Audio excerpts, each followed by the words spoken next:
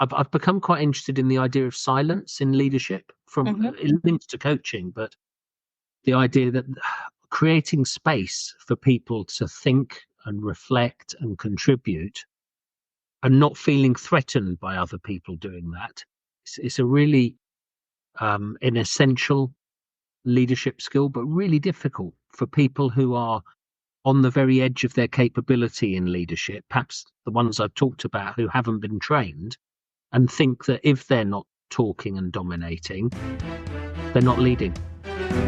I create clear thinking and decisive leaders who can amplify their influence. Contact me to find out how I can help you or your organisation. And today our guest is Neil Jurd, who has an OBE and is the founder of Leader Connect. How are you doing, Neil? Hello, Judith. Hi. Nice to chat with you. And it's good to have you on the show, especially as you've been writing for the Maverick Paradox magazine. So it's always good to see someone in person. Thank you. Neil, so let me see. Do you have a favourite fictional genre? Oh, gosh.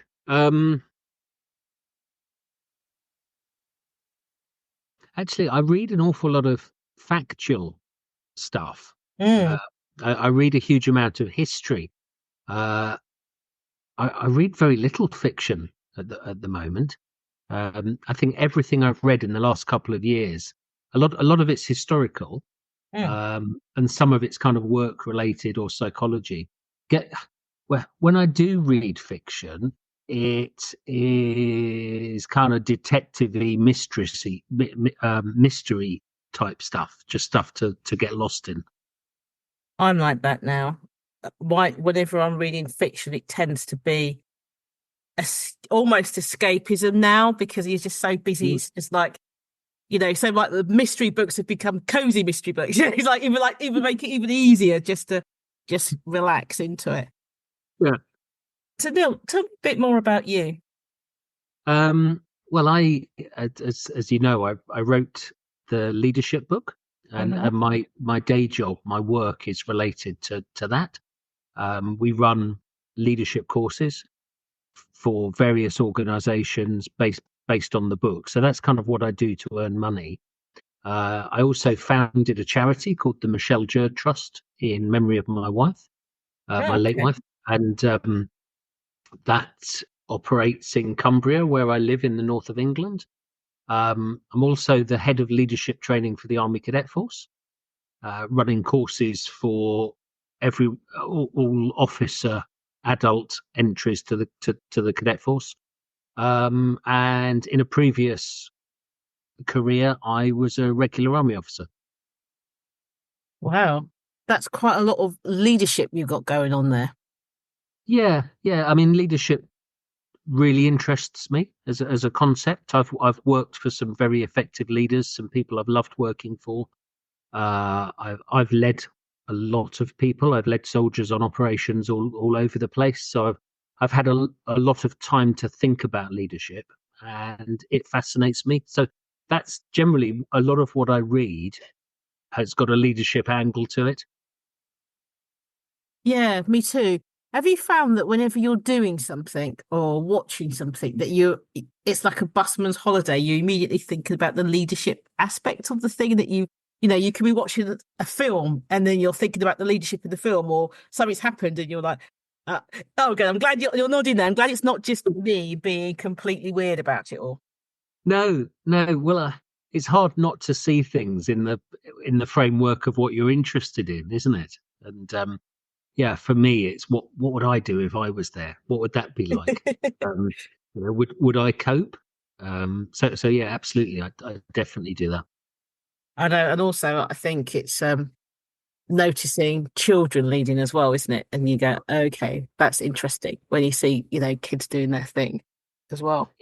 Yeah. Some people, some children just get it right. They just understand that. Being decent, and actually, I summarize it as connection and direction. So connection is take the time to connect with people. Direction is have something that is worth doing. Have a something that you want to want to achieve and that's worthwhile. And if you've got those, if you can do those two things, you can probably lead. And some people can do that in junior school.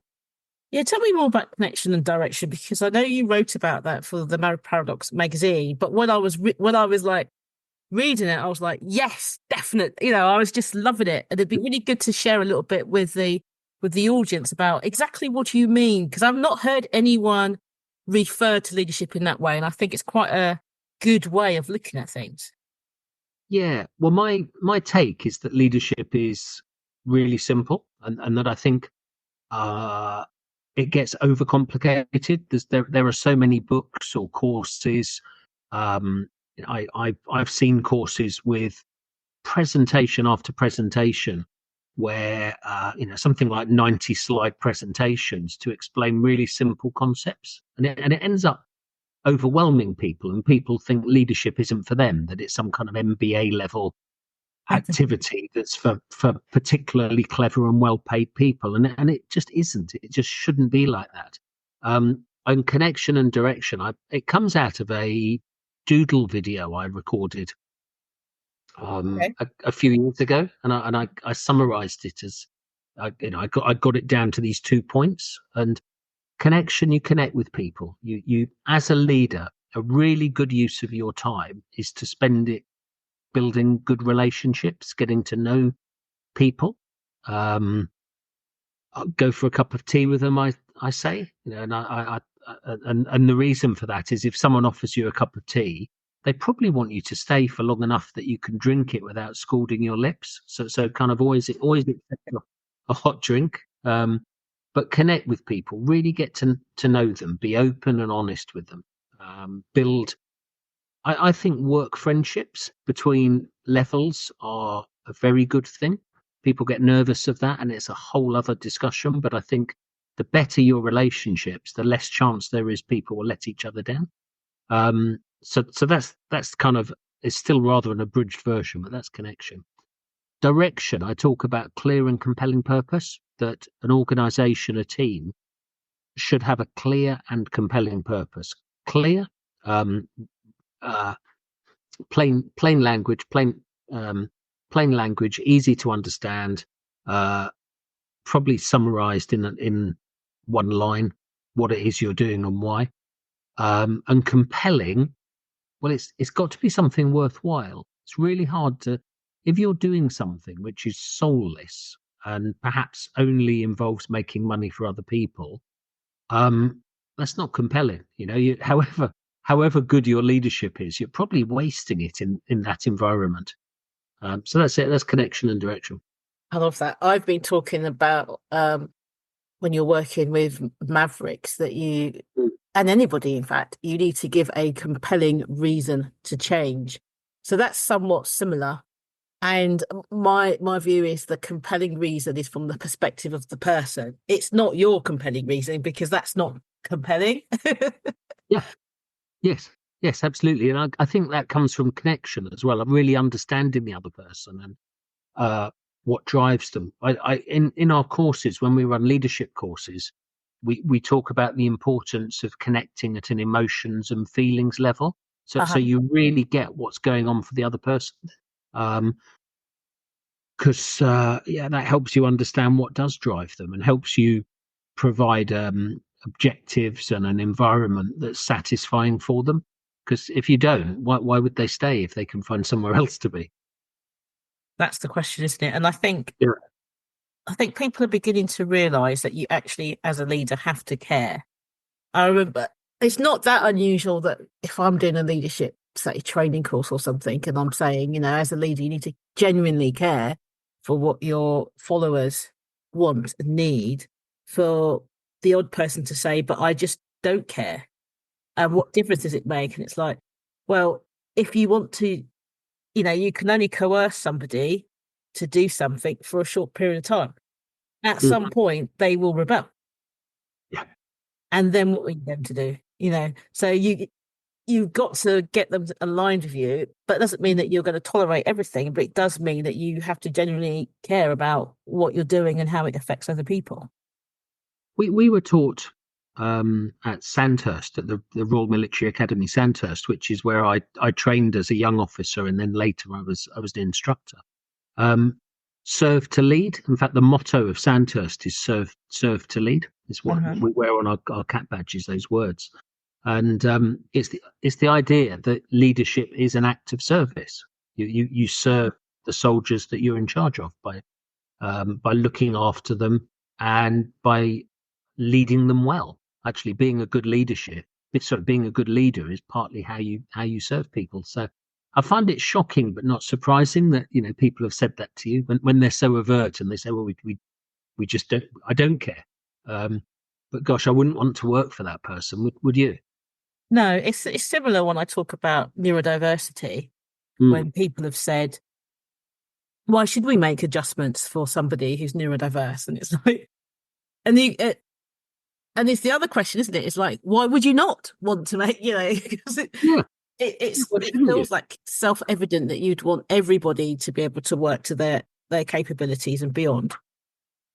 Yes. Get the best from everybody. Give everybody the chance to contribute and shine. Yeah, it's odd, isn't it? But I guess when people are busy and stressed, they don't think about these things. They just want everything to be easy for them. It's all about them. But of course, when you have an organisation that's all about one person, it's a very limited organisation. Nobody else is able to think or act or decide. It's a very old-fashioned paradigm, that the one where the organisational chart is where everything has to happen, and you're not enabling everybody else to take part. I agree. So for me, maverick leadership is an adaptive leadership style, but at the core is that every single person is a leader, whether they're sweeping up or running the company. There is no hierarchy when it comes to leadership, and I think that's often lost, don't you think? Yeah, totally. It's not taught. You see, most organisations aren't very well educated in terms of, this kind of maverick approach to leadership. The idea that leadership, firstly, people don't really understand what leadership is. And the way I describe it is increasing your impact by engaging others in pursuit of a clear and compelling purpose. But if people see it in those terms, you see, anyone can lead, which is exactly what you're saying. And there are some conditions to that. And I would say the conditions for that is everybody has to be, you have to have values that are aligned. Beliefs can be different, backgrounds can be different, in fact, should be different, but values need to be aligned. The objective, everybody has to be clear what it is and working towards it. And then you'll probably have some boundaries, some things that you don't do, that you can't spend more than whatever, or I don't know, different companies will have different boundaries, but otherwise you give people as much freedom as you can, and you would want leadership sparking off throughout the organization. Leadership kind of buzzes around. Anybody can lead others, peers, people that they work for. As long as you're contributing to the objective, the more leadership you have, the more energy you will get in an organization, the more productivity, the more brains involved. I'm kind of really keen on this idea that where everyone can lead, everyone's thinking, and that's huge. I like that. You said quite a few things there that really stand out, around that last statement about if everyone's leading, everyone's thinking. And I love your definition of leadership as well. And I think that's a cool one to base yourself. I've had quite a lot of people from the military on the podcast from all around the world, and they all have a common view around leadership.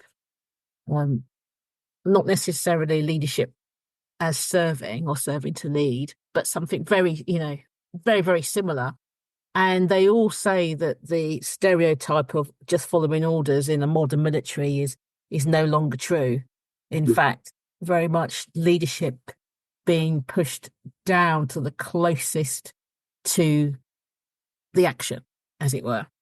Which is, again, I think something that organisations outside the military can learn, push that leadership decision making as close to the customer as you possibly can get, whether that customer is internal or external. What do you think the most common leadership mistakes are?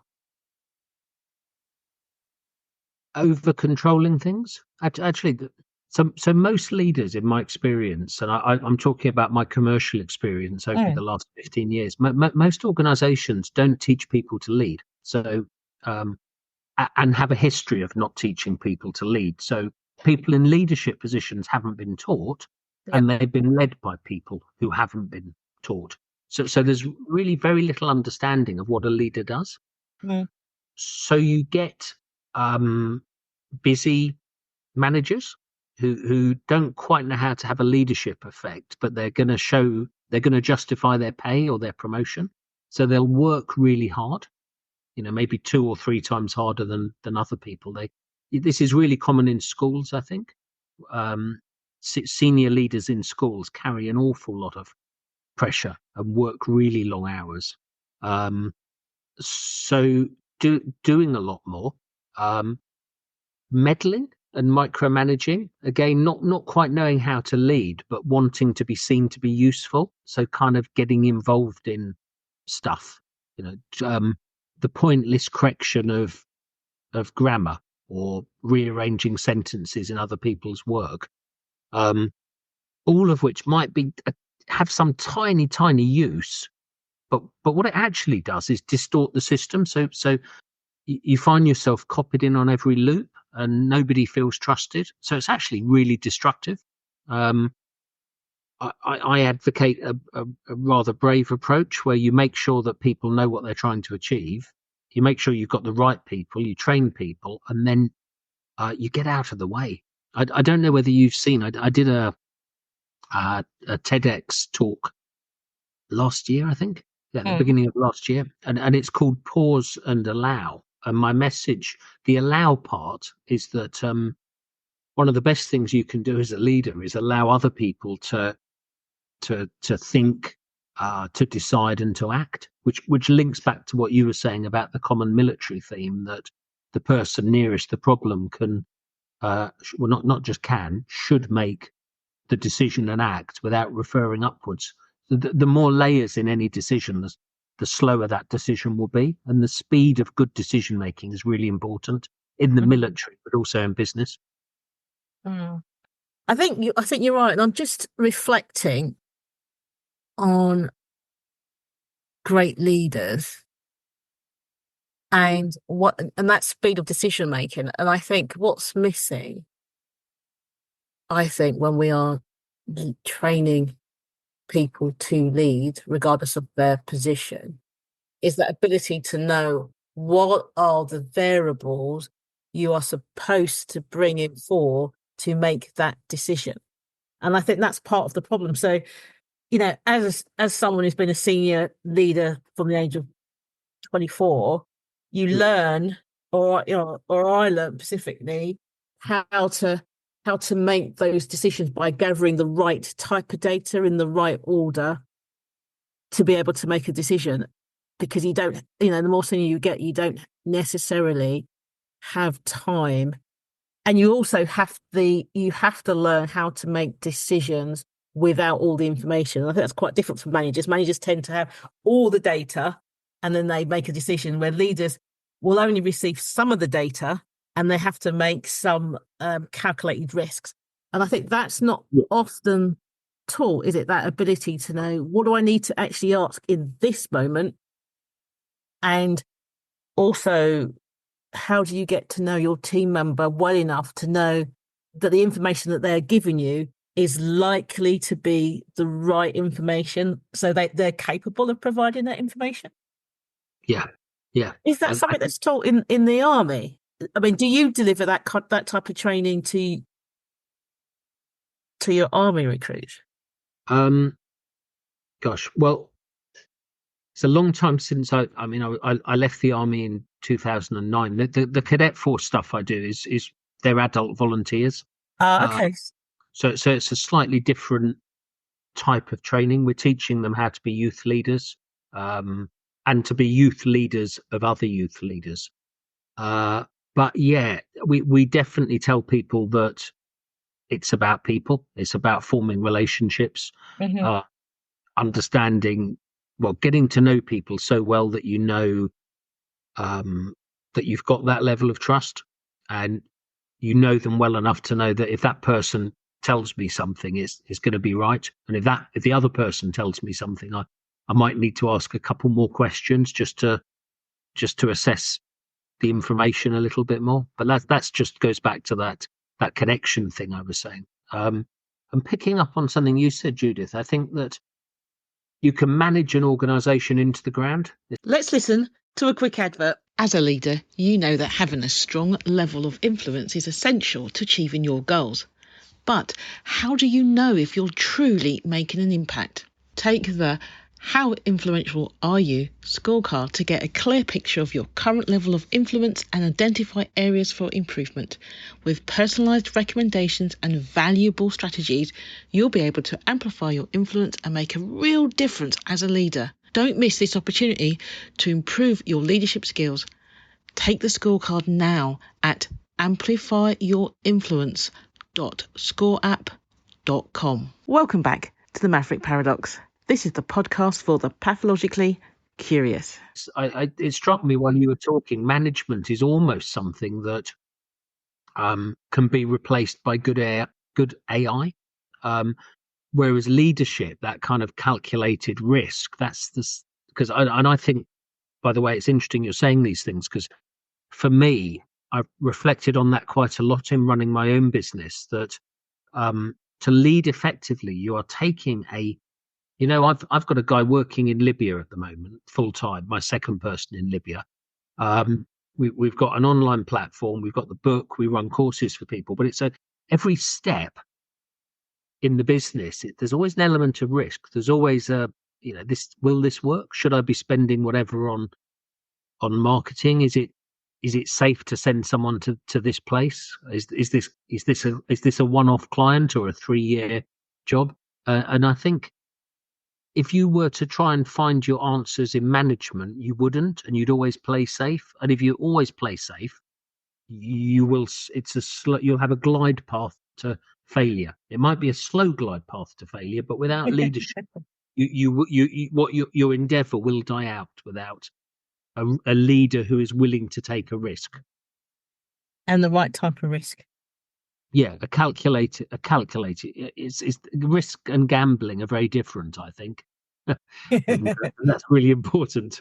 Yeah.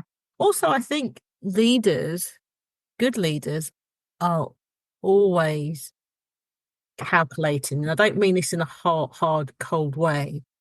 Maybe calculating is not right. I think maybe the word is observing. So you're always observing. Whilst you're going around your business, you're noticing how people interact with each other, whether there's possible any issues. You're also noticing the temperature of the room. You're noticing what's happening in the environment around you, what's your industry, that you're constantly observing, but it's almost on a subconscious basis. You're not thinking about it, but you are observing. So when something happens, it makes it easier for you to connect those dots and make decisions, and good decisions, because you're not starting from zero. And to do that, you need to not dominate. Yes. If when you go round, you are the central attraction, if you're the sort of leader who turns up, stands on a table and gives a talk, I might be exaggerating slightly there, but if when you go round the people you lead, you're the big performance, you're not open to what's really going on, are you? No. And regular listeners will know I'm a huge Star Trek fan, right? So pathetically huge Star Trek fan. And what you just said reminded me of one of the episodes in one of the new franchises called Strange New World, and they've got a captain called Pike. And what was interesting, something had happened, and unlike all the other kind of captains in Star Trek, he brought together a load of experts, but they weren't like the main team, but they were just the right experts. And he sat there quietly, and the experts worked out what the issues were. And you just have the camera, and you just see him looking at this person, looking at that person. but he's just observing, and occasionally he throws in a question. And then when everyone's done their piece, they all turn to him and he goes, yeah, let's do it. And I thought that was such an interesting demonstration of leadership, because in that problem, he was not the expert. It was very clear he knew nothing. He didn't know anything about what to be done, but he asked key questions and then let the experts come to the conclusion. And when the decision had to be made, he made it decisively. Yes. And I thought that in that moment, that's leadership. Absolutely. I love that idea that you absolutely don't have to be the expert in everything in the team you lead. In fact, you shouldn't be. It would be a nonsense if you were. You would be tempted to meddle in everybody else's work if you were. But what you are is the person that knows the people, and ultimately you've got to be willing to make the decision having heard the people.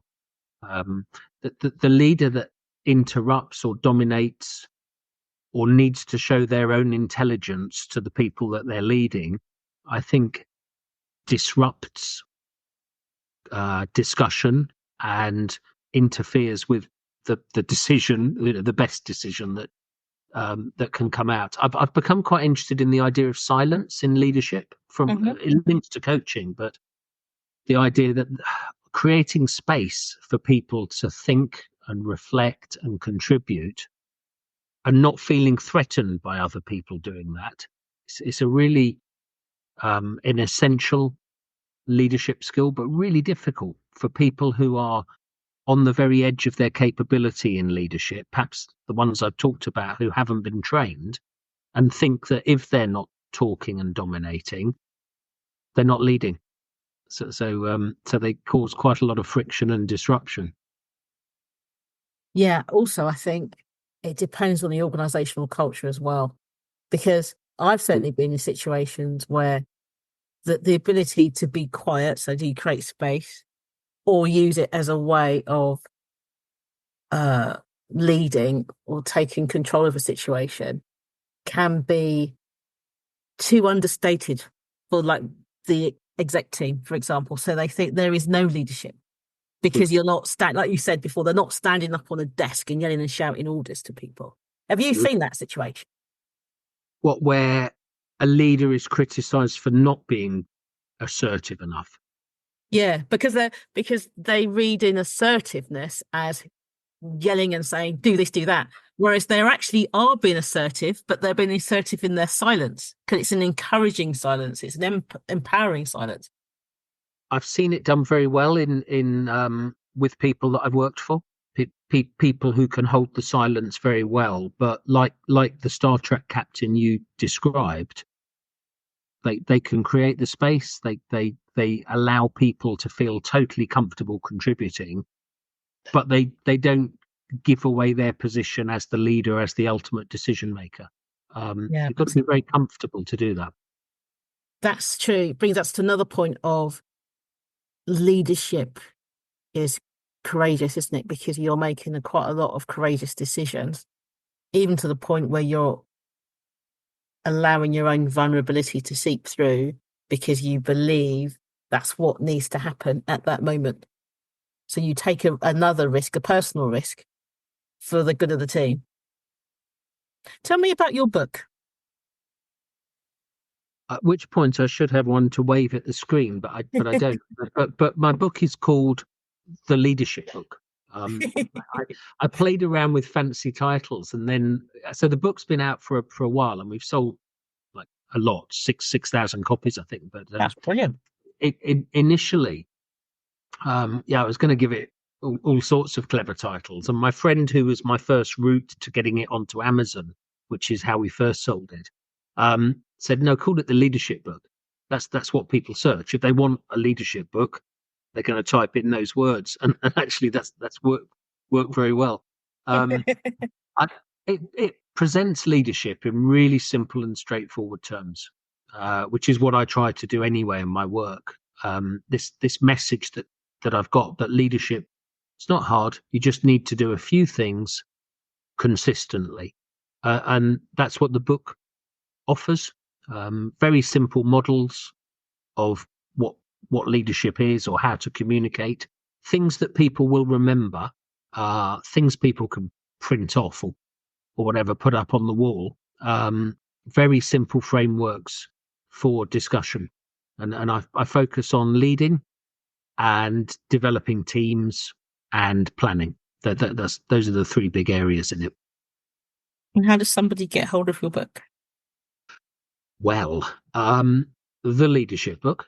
If you Google it, it will come up all over the place. But and you'll see it's got very good reviews on Amazon. It's still 5-star reviews on Amazon. Nearly 3 years on from being published, it's got a few hundred reviews. The Sandhurst Trust sell it. Amazon do. Waterstones do. Not necessarily in every shop, but you can get it online through them. So it's kind of easy to get, actually, Judith. Oh, and it's on Kindle as well. Brilliant. That sounds fantastic.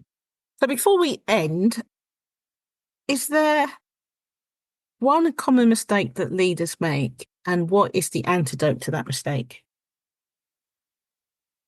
Yeah, it's getting involved too much. It's over leading. It's that kind of. Is that different from micromanaging when you're saying over leading, or do you take it to the same thing? No, I suppose micromanaging is when you're involved in the detail of other people's work. But over leading, I've never used that phrase before, but it will go in the second book. But over leading is where you just do too much. You set too much direction. You're constantly pulling people into meetings. Every decision ends up going through you, which isn't the same as looking down into everybody else's work, but it's making you the absolute center of all activity. It's coming in early and sending emails, sending a few more emails in the evening. It's using every other annoying app that's out there, Basecamp or whatever, all of these different things that ping on people's work phones. It's the leader who is everywhere and somehow has made it all about them. And I think that leader becomes an obstacle between the team and the objective. Mm-hmm. So yeah, it's that. Honestly, be a skilled leader. Be very clear what you're trying to achieve. Be really good with people, and then I'd say do less. Yeah, and be prepared to defend the fact that you appear to be doing less. Yeah, you've got to be robust. You've got to say, look, just wait. The results will, this will work. This might not be what you're used to, but it does work. If you time spent thinking about the objective and inspiring others to work towards the objective is time well used, in my opinion. Brilliant. Thank you, Neil. This is great. Thanks for coming on the show. Thank you, Judith. I've loved it. I've loved our chat. It's been really enjoyable. Thank you. You're welcome. And thank you out there for tuning in to the Maverick Paradox podcast. I'm Judith Germain, your host, and I hope you enjoyed listening to today's conversation. The Maverick Paradox Magazine.